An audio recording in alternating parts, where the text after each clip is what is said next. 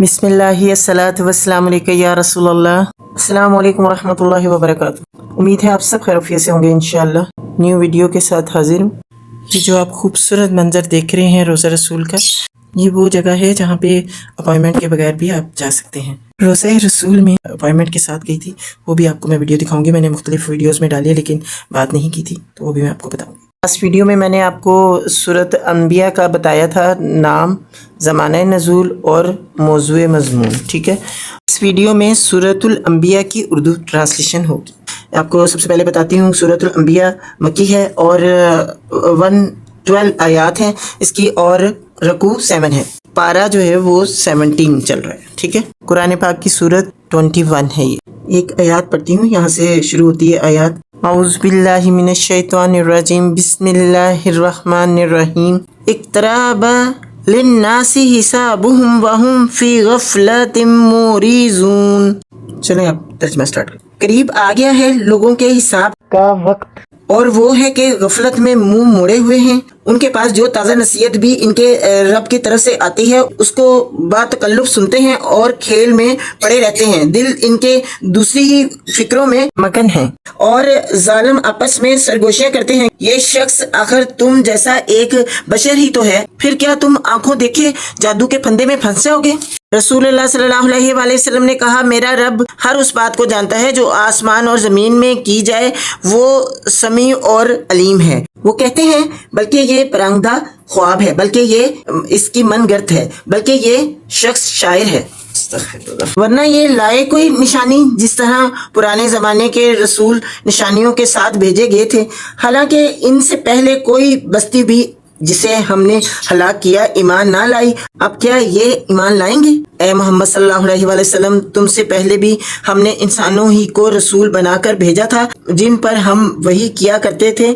तुम लोग अगर इल्म नहीं रखते तो अहले किताब से पूछ लो। उन रसूलों को हमने कोई ऐसा जिस्म नहीं दिया था वो खाते ना हो और ना वो सदा जीने वाले थे। फिर देख लो कि आखिरकार हमने इनके साथ अपने वादे पूरे किए और इन्हें और जिस जिस को हमने चाहा बचा लिया, हद से गुजरने वालों को हलाक कर दिया। लोगों, हमने तुम्हारी तरफ एक ऐसी किताब भेजी है जिसमें तुम्हारा ही जिक्र है। क्या तुम समझते नहीं हो कितनी ही जालिम बस्तियां हैं जिनको हमने पीस कर रख दिया है और उनके बाद दूसरी कौम को उठाया।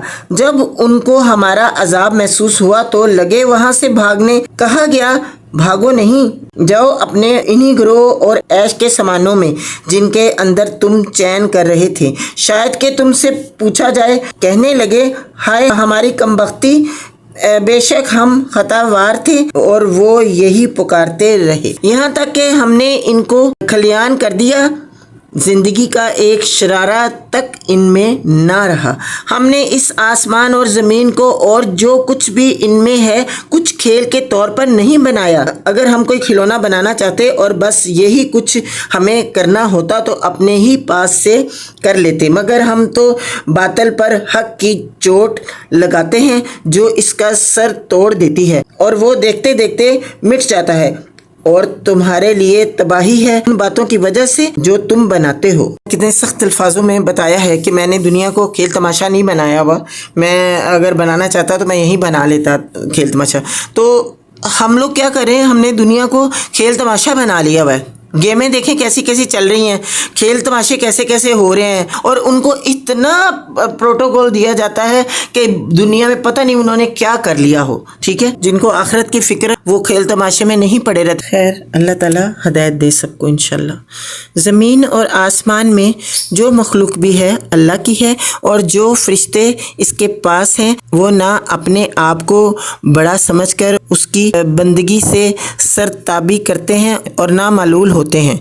शब और रोज़ इसकी तस्बीह करते रहते हैं, दम नहीं लेते। क्या इन लोगों के बनाए हुए अर्ज खुदा ऐसे हैं कि बेजान को जान बख्श कर उठा खड़ा करते हों। अगर आसमान और ज़मीन में एक अल्लाह के सिवा दूसरे खुदा भी होते तो ज़मीन और आसमान दोनों का निज़ाम बिगड़ जाता। बस पाक है अल्लाह रब्बुल अर्श उन बातों से जो ये लोग बना रहे हैं। वो अपने कामों के लिए किसी के आगे जवाबदार नहीं है। اور سب جواب دہ ہیں۔ کیا اسے چھوڑ کر انہوں نے دوسرے خدا بنا لیے ہیں؟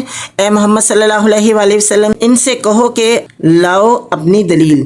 یہ کتاب بھی موجود ہے جس میں میرے دور کے لوگوں کے لیے نصیحت ہے، اور وہ کتابیں بھی موجود ہیں جن میں مجھ سے پہلے لوگوں کے لیے نصیحت تھی، مگر ان میں سے اکثر لوگ حقیقت سے بے خبر ہیں، اس لیے منہ موڑے ہوئے ہیں۔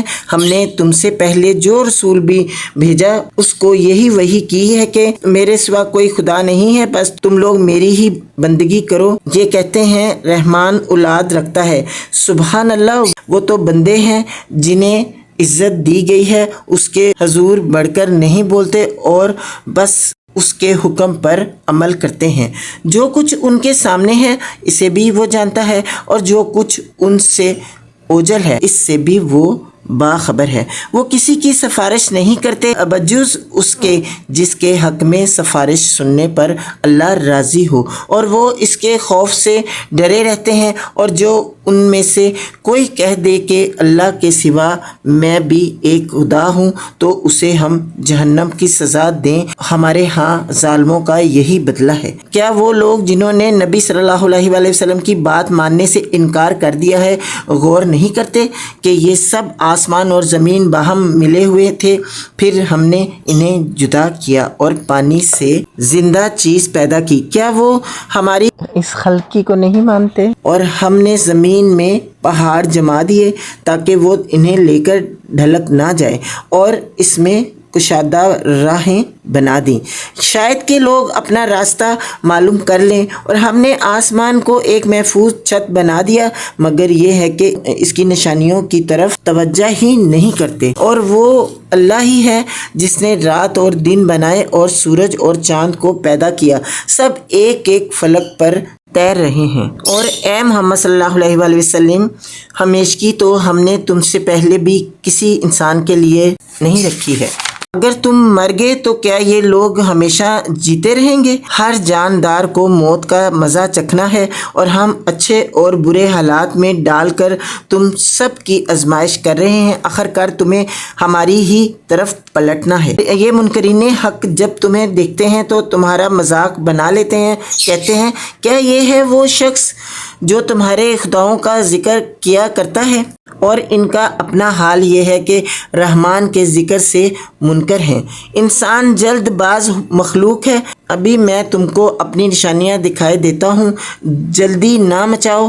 یہ لوگ کہتے ہیں آخر یہ دھمکی پوری کب ہوگی اگر تم سچے ہو؟